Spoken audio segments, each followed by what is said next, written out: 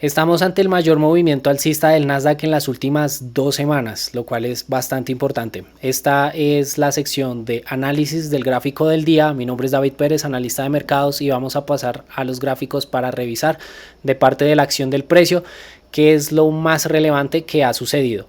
Antes de tocar algún gráfico de un índice o de un commodity, vamos a repasar como siempre el gráfico del índice del dólar. Recordemos que cuando queremos hacernos a una idea de la dirección que va a tener un día mayor probablemente, es importante venir a revisar el índice del dólar. Aún con esto vamos a encontrar las mayores pistas que nos van a permitir buscar una dirección u otra dirección en los demás mercados. Entonces, del índice del dólar veníamos de una tendencia alcista que llegó a máximos mensuales. Recordemos lo que habíamos comentado en la semana pasada, que puede llegar a suceder con mayor probabilidad cuando un mercado llega a zonas de máximos mensuales que representan una liquidez bastante importante, y pues desde que alcanzó esa zona ha tenido un retroceso bastante fuerte, un retroceso bastante marcado.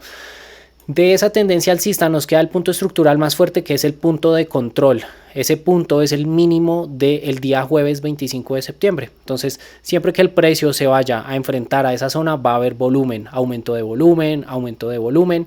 Y como es el punto de control de una tendencia alcista, siempre que el precio logre cerrar con algún cuerpo de vela por debajo de esa zona, vamos a considerar un cambio tendencial.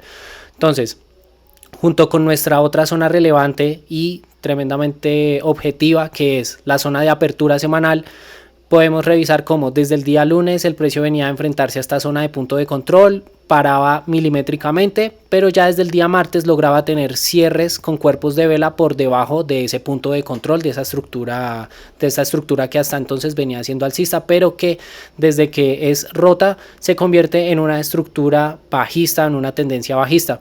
Eso sucedió durante el día de ayer, y ya para el día de hoy, desde muy temprano, desde la sesión asiática, el precio genera nuevos cierres de precio por debajo de esta zona del punto de control, confirmando la tendencia bajista durante toda la sesión europea, o al menos durante gran parte de la sesión europea, 2, 3, 4 de la mañana.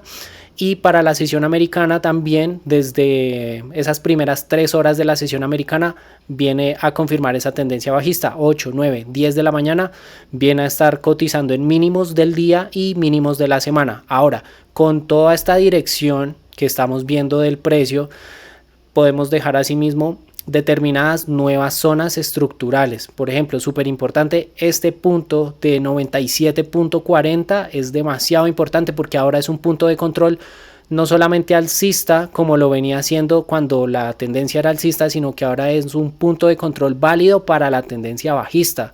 Entonces, esta zona que representa una mitigación, o al menos desde otro punto de vista más clásico, un soporte que después se convierte en resistencia, podemos ver que sigue teniendo una relevancia bastante marcada. Perfecto, entonces esto para revisar que esta dirección bajista que viene mostrando el DXY tan fuerte era lo que nos permitía establecer una dirección para venir a analizar, en el caso de hoy, el mercado que más fuerte se movió, que fue el índice del Nasdaq.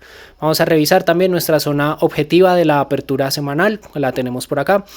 Ese día lunes, durante la sesión asiática y europea, un movimiento bastante fuerte de dirección alcista. Para el día de ayer, una consolidación por debajo de estas zonas mínimas de la sesión americana del día lunes, una posible reacumulación, lo vemos por el tipo de mecha que tiene, el tamaño de la mecha, y pues fácilmente se puede identificar una reacumulación de contratos. Ahora, como veníamos con una dirección bajista del DXY, eso nos implica un contexto de risk on, o un entorno de riesgo en el que vamos a querer buscar mayormente posiciones en compra por la correlación inversa que tiene el DXY con los índices y con las materias primas. Entonces, movimientos bajistas en el DXY nos dan permiso para buscar movimientos alcistas en los índices. Ahora, ¿cómo llegábamos al día de hoy?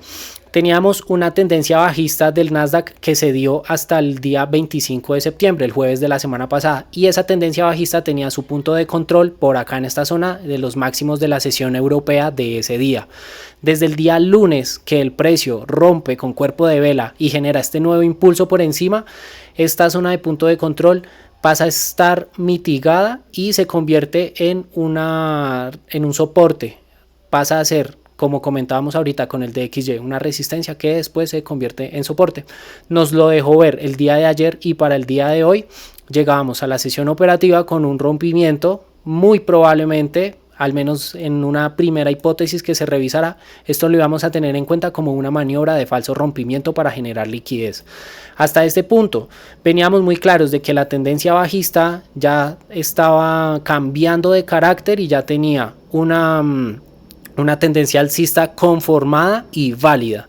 Para el día de hoy, sencillamente para revisar algo más de contexto intradiario, podemos revisar esa gran caída que se dio durante la sesión europea. Asimismo podemos darnos cuenta de que el punto desde el que se origina lo podemos considerar como una zona de oferta, y cada vez que el precio cierre con cuerpo de vela por encima de esa zona nos va a estar indicando un cambio en el tipo de zona. Si esta era una zona de oferta, pues ahora vamos a estar revisando una zona de demanda que está pasando por un proceso de mitigación. Acá estamos, una primera mitigación, un segundo cierre con cuerpo de vela, un retroceso, y ya para el inicio de la sesión de Nueva York tenemos un precio que cotiza por encima de esa zona, y siempre que estemos cotizando por encima de ese precio tenemos permiso para buscar compras.